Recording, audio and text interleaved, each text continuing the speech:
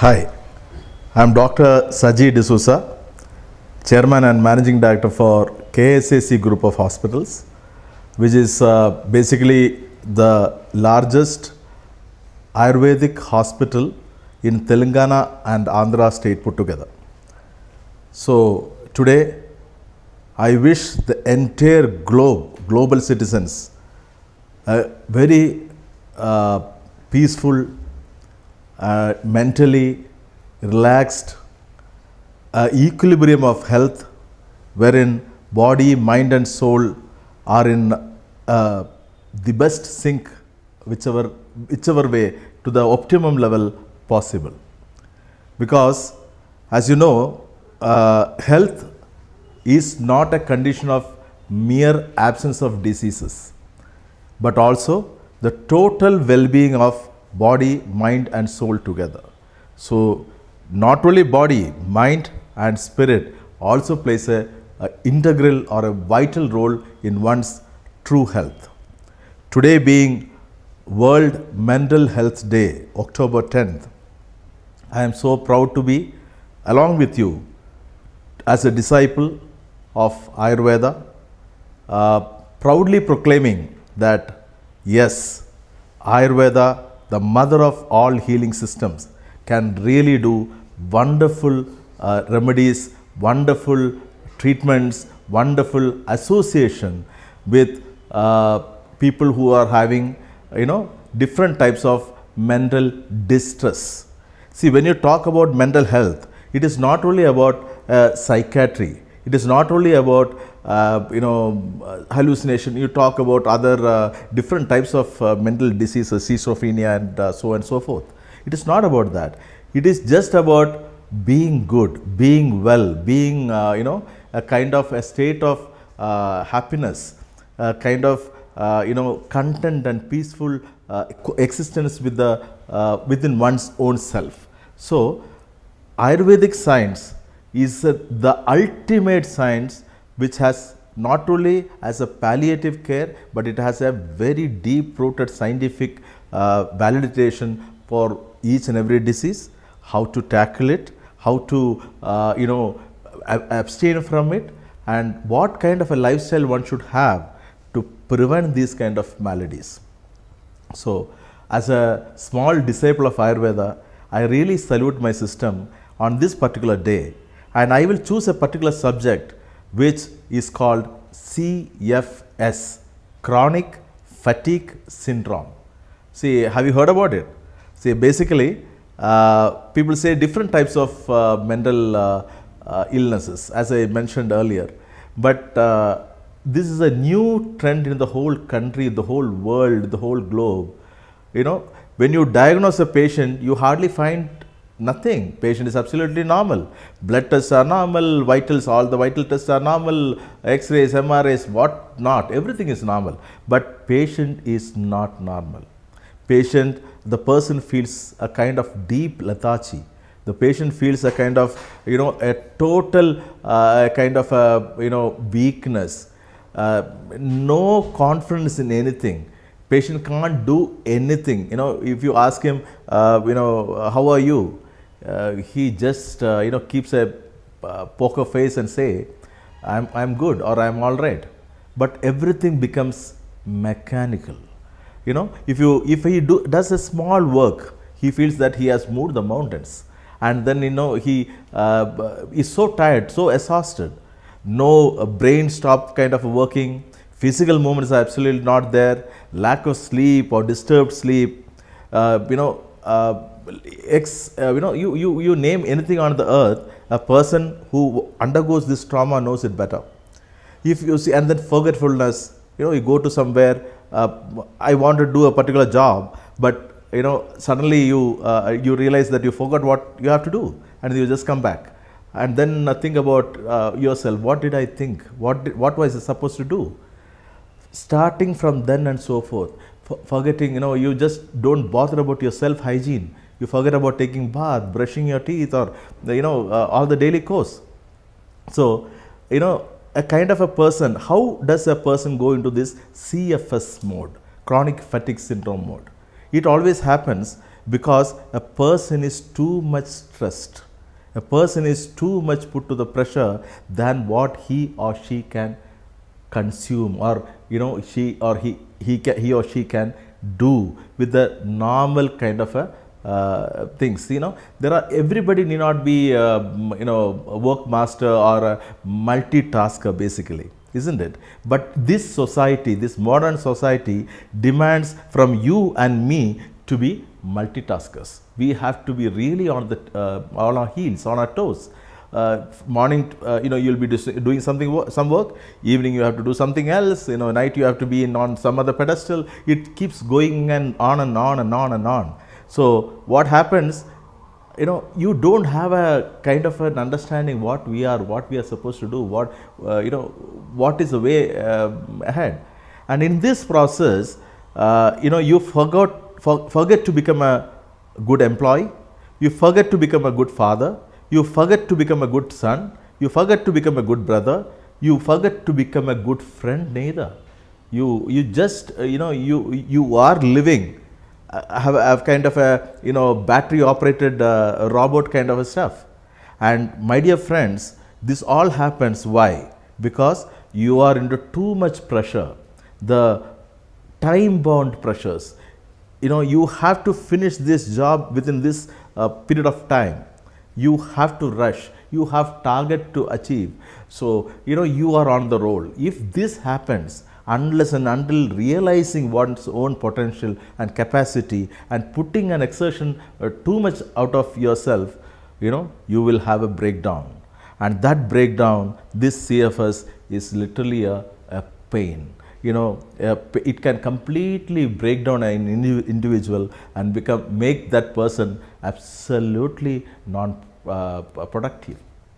So now comes Ayurveda and our flagship company called KSAC Group of Hospitals. So what we do, what we are, what we can offer to these people, or these persons who are suffering from this kind of maladies. See, first of all, as I proclaimed, Ayurveda, the mother of all healing systems, which took birth in 3000 BC. You calculate from here, it is more than 5000 years back. Okay, it had all the ingredients, all the substances, all the subjects for an individual from birth to death. And a dinacharya, from the early morning, from the time he gets up till he goes to bed, what he should do, what he should not to do. So everything, with what he should brush his teeth, to what type of foods he have to eat, what type of food he has to eat in different seasons, to avoid certain diseases, what should be avoided, everything has been clearly mentioned. So prevention is the first weapon from Ayurvedic circle. But of course, how do you know that, how to prevent? So initially, I will be talking about the prevention modus operandi. You should keep, periodically you service your vehicle, isn't it? Why aren't you not servicing your own body? That is a real, funny aspect of human nature. Even if they buy a shirt, they go to 3-4 showrooms, they check the price, they do all sort of nitty-gritty things, but when it comes to health, least bothered they are. They take insurance for their vehicles, but not for their own health.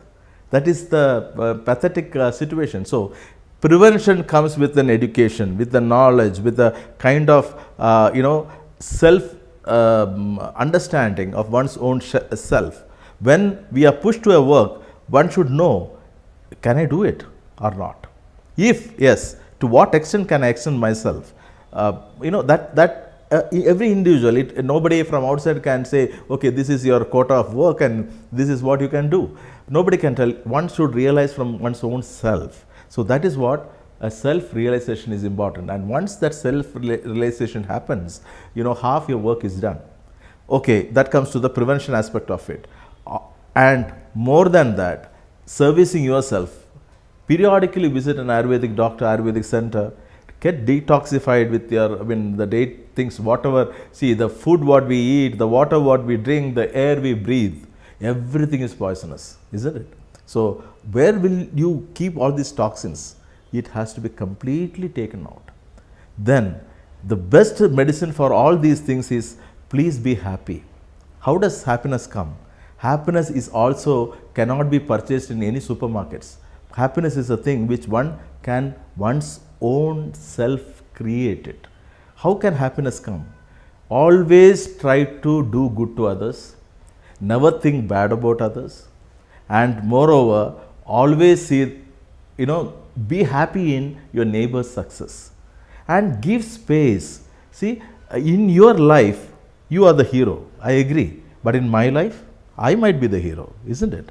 In my driver's life, he is the hero. I have a small role to play. And when everybody understands that he and she are the heroes of their own families or of their own lives, that space, that distancing, that understanding always helps the one to understand and distance himself. Or there is a golden saying in English, your freedom ends where your neighbor's nose begins.